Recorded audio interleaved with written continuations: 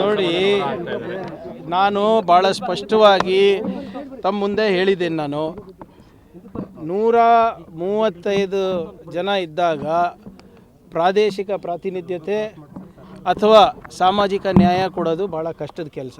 ಅದರಲ್ಲೂ ಕೂಡ ಒಂದು ಪ್ರಾಮಾಣಿಕ ಪ್ರಯತ್ನ ನಮ್ಮ ವರಿಷ್ಠರಿಂದ ಆಗಿದೆ.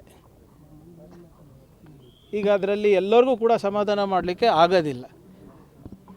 ಹೈಕಮಾಂಡ್ ಏನು ಡಿಸಿಷನ್ ತೊಗೊತೀವಿ ಅದಕ್ಕೆಲ್ಲರೂ ಬದ್ಧರಾಗಿದ್ದಾರೆ ಅಂತ ಕೂಡ ಹೇಳಿದ್ದಾರೆ. ಹೌದು, there are lot of deserving people, ಇಲ್ಲ ಅಂತ ಯಾರೂ ಹೇಳ್ತಾ ಇಲ್ಲ. ನಮ್ಮಲ್ಲಿ ನಾಯಕತ್ವದ ಕೊರತೆನೂ ಇಲ್ಲ, ಸಾಮರ್ಥ್ಯದ ಕೊರತೆನೂ ಇಲ್ಲ. ಕಷ್ಟ ಏನಪ್ಪ ಅಂದರೆ ಬರೀ 15% ಅವ್ರಿಗೆ ಮಾಡ್ಬೋದು ನಾವು. 224ನಲ್ಲಿ ಬರೀ 15%ಗೆ ಮಾಡ್ಬೋದು, 33 ಜನಕ್ಕೆ ಮಾಡ್ಬೋದು ನಾವು.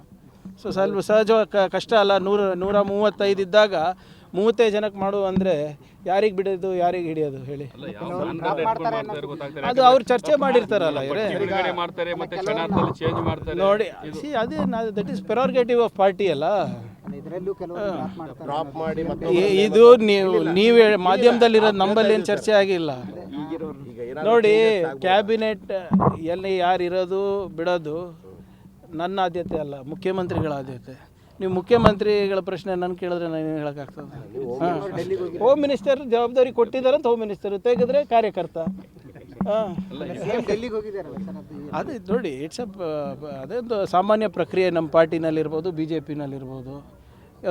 ಒಂದು ಆಯ್ಕೆ ಪಟ್ಟಿ ಆದಮೇಲೆ ಹೋಗಿ ಹೈಕಮಾಂಡ್ ಅವರಿಗೆ ತೋರಿಸಿ ಅವ್ರದ್ದು ಏನಾದರೂ ಸಲಹೆ ಇದ್ದರೆ ಪಡೆದು ಬರೋದು. ಅದರಲ್ಲಿ ತಪ್ಪೇನಿದೆ?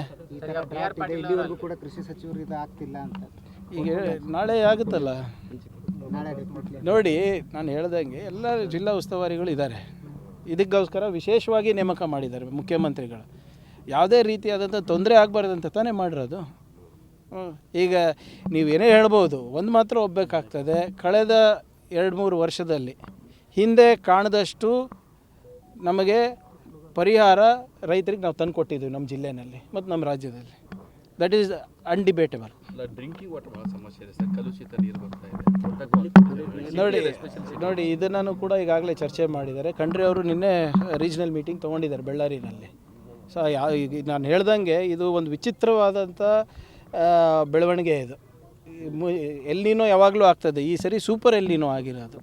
ಸೊ ಇದು ಬರೇ ನಮ್ಮ ಕಲಬುರಗಿಗೆ ಅಥವಾ ರಾಜ್ಯಕ್ಕೆ ಸೀಮಿತ ಅಲ್ಲ, ಇಡೀ ದೇಶಕ್ಕೂ ಆಗ್ತದೆ ಮತ್ತು ಹಲವಾರು ಬೇರೆ ಬೇರೆ ದೇಶಗಳಲ್ಲೂ ಕೂಡ ಈ ಸಮಸ್ಯೆ ಉದ್ಭವಿಸ್ತದೆ. ನಾನು ಹೇಳ್ದನಲ್ಲ, ಬರೀ ಇದು ಜೂನ್ ಜುಲೈದು ಅಷ್ಟೇ ಅಲ್ಲ ಸಮಸ್ಯೆ, ಮುಂದಿನ ಜೂನ್ ಜುಲೈ ತನಕ ನಾವು ಕಾಪಾಡ್ಕೊಂಡಿರ್ಬೇಕಾಗ್ತದೆ ನಮ್ಮ ಮೂಲಗಳನ್ನು, ಜಲಮೂಲಗಳನ್ನು. ಸೊ ಅದಕ್ಕೂ ಕೂಡ ಒಂದು ವಿಶೇಷವಾದಂಥ ಆದ್ಯತೆಯನ್ನು ನಾವು ನೀಡಿದ್ದೇವೆ. ಈಗಾಗಲೇ 1 ಕೋಟಿ ಪ್ರತಿ ತಾಲೂಕು ಕೂಡ ಕುಡಿಯೋ ನೀರಿಗೆ ಕೊಟ್ಟಿದ್ದೇವೆ.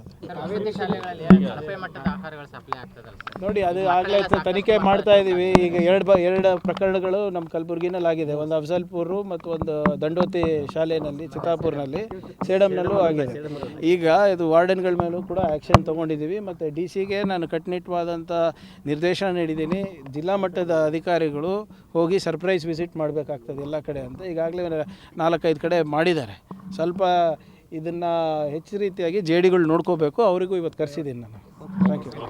ಹೆಚ್ಚಿನ ವಿಡಿಯೋಗಳಿಗೆ ಪ್ರತಿಧ್ವನಿ ಯೂಟ್ಯೂಬ್ ಚಾನೆಲ್ ಸಬ್ಸ್ಕ್ರೈಬ್ ಮಾಡಿ, ಬೆಲ್ ಐಕಾನ್ ಕ್ಲಿಕ್ ಮಾಡಿ.